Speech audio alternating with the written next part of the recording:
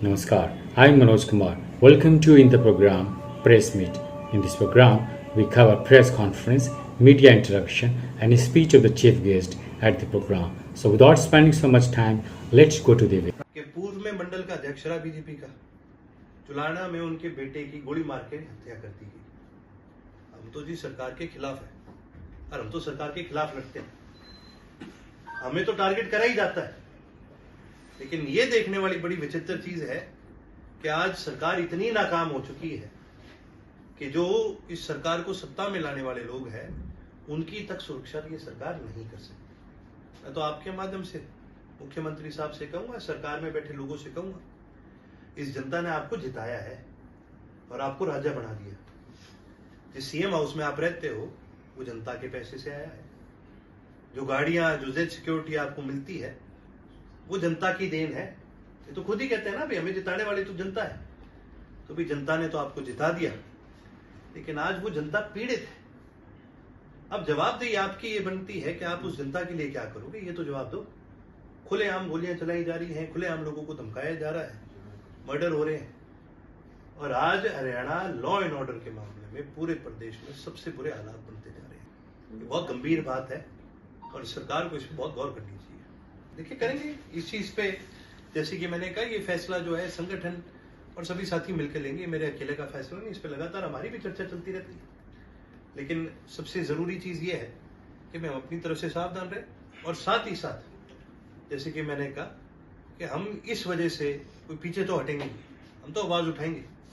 अब ये सरकार को देखना है कि इस प्रदेश में लॉ एंड ऑर्डर को वो कितना मेंटेन कर सकती है, या बाकी सरकार की कोई नियत है लॉ एंड ऑर्डर मेंटेन करने की। आज तो हरियाणा में वो हालात हो चुके हैं कि प्रदेश की जो नॉन डोमिसाइल है उनको भी नौकरियों पर रखा जा रहा है। पहले कहा करते थे ए और बी ग्रुप के बाहर से बच्चे आते हैं, सीओडी हरियाणा के बच्चों को देते हैं। अब तो सीओडी भी हरियाणा के बच्चों को नहीं मिल रही, बाहर के डोमिसाइल से मिल रही है। ये बहुत गंभीर चीज है और यदि सरकार इसके ऊपर कोई स्पष्ट कदम नहीं उठाएगी तो मानसून सत्र आ रहा है, इसमें भी हम सरकार को भेजने का ही काम करेंगे। कि ये तो वही बात है कि जो बीजेपी हमेशा से कहती आई है परिवारवाद के खिलाफ। अगर इस देश के अंदर सबसे ज्यादा परिवारवाद किसी ने बढ़ाया है तो ये भारतीय जनता पार्टी है।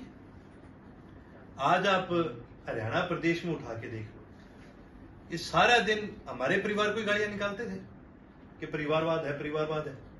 फिर क्यों दुष्यंत को अपने साथ तुमने सरकार में लिया? सबसे ज्यादा ये और लोगों पे उंगली उठाते हैं, परिवारवाद है, परिवारवाद है।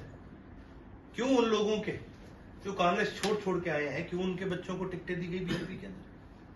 क्यों उन लोगों को टिकटें दी गई, क्यों उन लोगों को लड़ाया गया जिनके परिवार राजनीतिक तौर से आगे बढ़ते रहे हैं, जिनके परिवारों ने किसी जमाने में आपको रोका था आगे राजनीतिक तौर से बढ़ने के लिए? आज उन्हीं परिवारों के बच्चों को आप क्यों आगे बढ़ाने का काम करते हैं?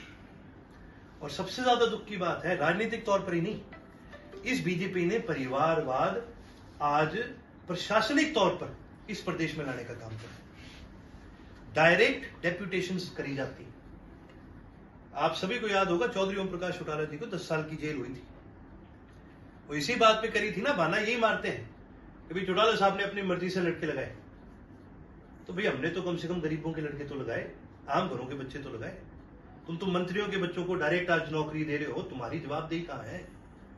और ये जो लोग बैठे हैं जिनको आज ये लगता है कि सारी उम्र तुम सत्ता में बैठोगे, तो मैं एक ही बात कहूंगा, ये सत्ता की जो जूती है ये बहुत चिकनी होती है। किसके पैर से फिसल के किसके पैर में चली जाए ये कभी नहीं पता चलता। जवाबदेही आपको आज नहीं देनी पड़ रही, इसका मतलब ये नहीं कल नहीं देनी पड़ेगी, कल जरूर देनी पड़ेगी। और कल, आज तो अगर आप किसी कटघरे में दे दो जज के तो शायद बच जाओ, जनता के कटघरे में जो आपको जवाबदेही देनी पड़ेगी तो जनता आपको माफ करेगी। जी, हमने उस दिन भी यही बात कही थी कि यहीं से साफ पता चलता है कि भी स्टेट में लॉ एंड ऑर्डर की क्या सिचुएशन है। एफआईआर उसके 3 दिन बाद लॉन्च हुई है और अभी तक भी किसने फोन किया, कहां से ये फोन आया, किसने ये धमकी दी, कौन इसके पीछे है, इसके ऊपर जितना आपको पता है उतना ही मुझे पता है। अभी तक हमें पुलिस की तरफ से या किसी की तरफ से कोई रिस्पॉन्स नहीं आया।